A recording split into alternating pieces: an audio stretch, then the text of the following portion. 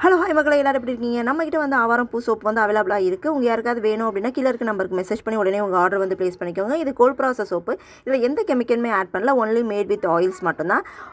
ஆவாரம் பூ soap use பண்ணதால என்ன பெனிஃபிட்ஸ் பார்த்தீங்க அப்படின்னா, உங்களோட பாடி ஹீட்டை வந்து ரெடியூஸ் பண்ணும். அதுவும் இல்லாமல் ஸ்கின்ல இருக்க ஆக்னி, பிக்மெண்டேஷன், ரேஷஸ் எல்லாமே வந்து ரிமூவ் ஆகும்.